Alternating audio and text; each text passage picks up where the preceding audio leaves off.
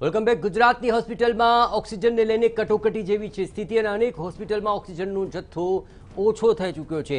વધુ સમય જો આ સ્થિતિ ચાલુ રહી તો દર્દીઓને ભારે મુશ્કેલીનો સામનો કરવો પડી શકે છે. ઉત્પાદન કરતા અત્યારે વધુ જથ્થાનો ઉપયોગ થતા આવી સ્થિતિનું થયું છે નિર્માણ. રેમડેસિવિર બાદ હવે ઓક્સિજનને લઈને પણ ચિંતાની રેખાઓ સ્પષ્ટ દેખાઈ રહી છે.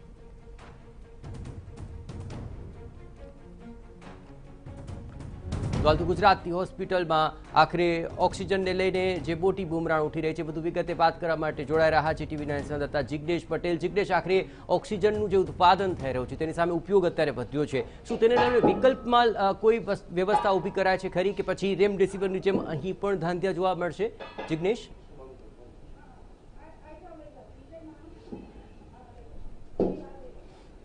જયેશ, ઓક્સિજનની શોર્ટેજ હોસ્પિટલોમાં જોવા મળી રહી છે. હોસ્પિટલના માલિકો કહી રહ્યા છે કે કોઈ પણ ભોગે ઓક્સિજન આપવામાં આવે તે પ્રકારની સ્થિતિ થઈ રહી છે. સાથે જ તેઓ અલગ અલગ ઓક્સિજનના જે સપ્લાયર છે તેમની પાસેથી ઓક્સિજન મેળવવા માટે અલગ અલગ જગ્યાઓ પર ફોન કરતા પણ જોવા મળી રહ્યા છે.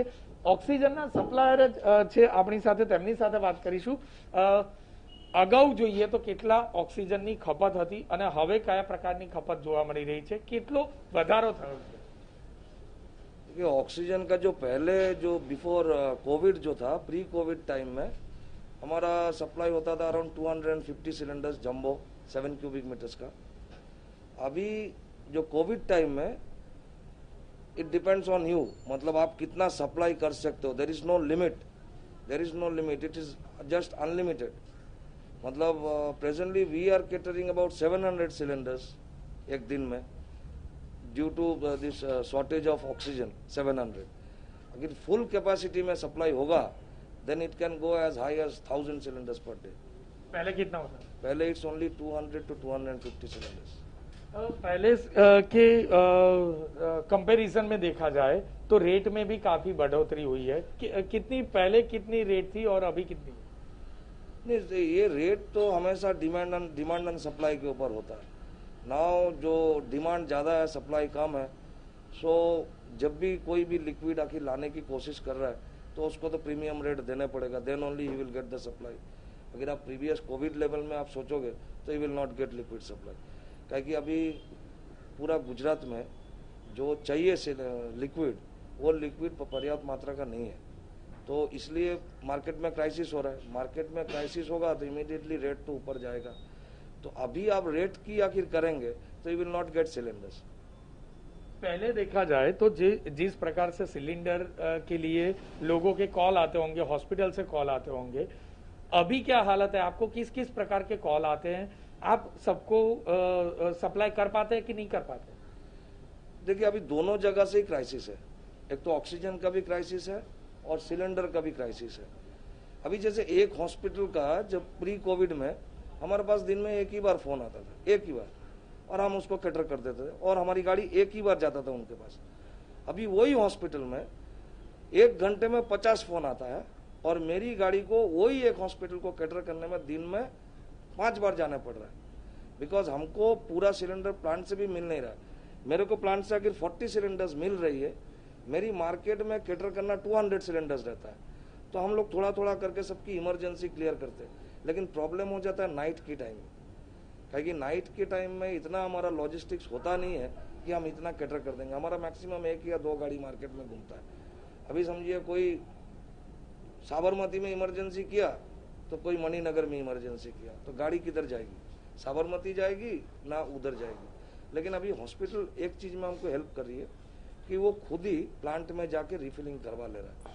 वो हमारे ऊपर डिपेंड नहीं कर रहा है, क्योंकि हमने भी बोल दिया भले सिलेंडर हमारी है लेकिन you can get it refill from anywhere, कि कोई भी प्रॉब्लम पेशेंट को या हॉस्पिटल को नहीं होना चाहिए. अच्छा, देखे तो रिफिलिंग के लिए जो आपके रेगुलर कस्टमर थे, तो उसके अलावा भी हॉस्पिटल के कॉल आपको आते होंगे कि आप हमको कुछ भी हो जाए ऑक्सीजन दे दीजिए. ऐसे किस किस प्रकार के कितने कॉल आते हैं और क्या क्या बातें होती है उनसे? देखिए, जो हमारा रेगुलर क्लाइंट है उसको तो हमसे जितना हो सकता था हम लोग सिलेंडर स्ट्रेंथन किया हुआ. लेकिन अभी काफ़ी हॉस्पिटल है जहाँ पर हमने कभी सुना ही नहीं, नाम भी नहीं सुना, उनका फ़ोन आ रहा है हमारे पास कि आप हमको सिलेंडर दीजिए, आप हमको रीफिलिंग कीजिए. और ऐसा नहीं कि हमारा क्लाइंट किसी को फोन नहीं कर रहा है, वो भी फोन कर रहा है, बिकॉज चारों ओर क्राइसिस हो चुका है। हॉस्पिटल अथॉरिटी सोच रहा है कि कहीं से भी हमको ऑक्सीजन मिल जाए, लेकिन कहे कि हम लोग सामने से बोल दे रहे हैं कि हमारा यही कैपेसिटी है, इससे बाहर हम कर नहीं सकता।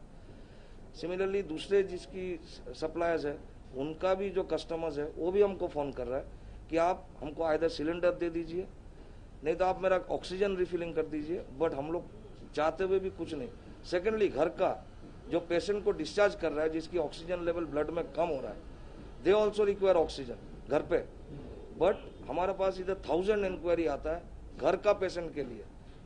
Those are already been discharge from the hospital, जिसकी ब्लड लेवल अभी भी ऑक्सीजन में कम है ना, क्योंकि बेड अभी जैसे थोड़ा सा स्टेबल हो गया, ऑक्सीजन कम है, तो हॉस्पिटल बोल रहा है कि आप घर पे ऑक्सीजन। घर के लिए आप कितना सप्लाई कर पाते हैं? नहीं कर पा रहे हैं, घर के लिए नहीं है हमको अभी। घर के लिए हम ऐसा बोल रहा है कि you get your own cylinders, आपके सिलेंडर्स लाओ, मैं यहाँ से कुछ भी कोशिश करके आपकी जो एम्प्टी सिलेंडर मेरे पास होगा, then only we can give you filled cylinder.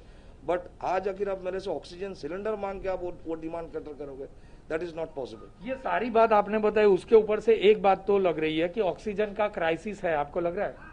Oxygen का भी क्राइसिस है, एंड सेकेंडली ये बॉटल्स का भी, जो सिलेंडर्स है ना, उसकी भी क्राइसिस है। सेकेंडली एवरी प्लांट को लिक्विड ऑक्सीजन मिल नहीं रहा है।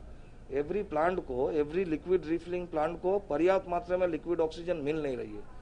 उसको थोड़ा सा कि स्ट्रीमलाइन हो जाए लिक्विड ऑक्सीजन, अगर हर प्लांट में अहमदाबाद में रहे, तब ये मुझे लगता है ये काफी सारे जो क्राइसिस हो रहा है हॉस्पिटल में, काफी हद तक कम हो सकता है। अहमदाबाद में कितने प्लांट होंगे जो ऑक्सीजन का यानी मैन्युफैक्चरिंग कर रहे हैं, रिफिलिंग कर रहे हैं, कितने प्लांट होंगे अहमदाबाद में? अराउंड लिक्विड रिफिलिंग, अहमदाबाद में liquid refilling around 10 to 12 liquid refilling होगा, और एयर सेपरेशन प्लांट जो खुद मैन्युफैक्चर कर सकता है, but capacity, production capacity is very less, limited, very less. ये टाइम में they will be nowhere.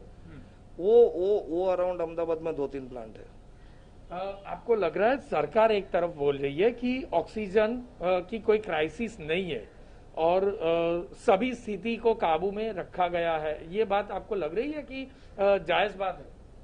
That तो मैं नहीं, दैट तो you should ask the public, जिसकी ये रिक्वायरमेंट है, जिसकी ऑक्सीजन के घर पे ये रिक्वायरमेंट हो रहा है, वो आंसर पब्लिक ही कर सकती है। स्थिति काबू में नहीं है, ये भी आप बहुत वो क्वेश्चन पूछ रहे हो, that I can't answer, but जो public already those who are facing problems, hardships, वो आपको बेहतर आंसર करेगा। ટૂંકમાં કહીએ તો પબ્લિક પરેશાન છે, સરકારના દાવા પોકળ સાબિત થઈ રહ્યા છે, કારણ કે ઓક્સિજનની જે ખપત હતી તે ખપત અત્યારે અનેક ગણી વધી ગઈ છે।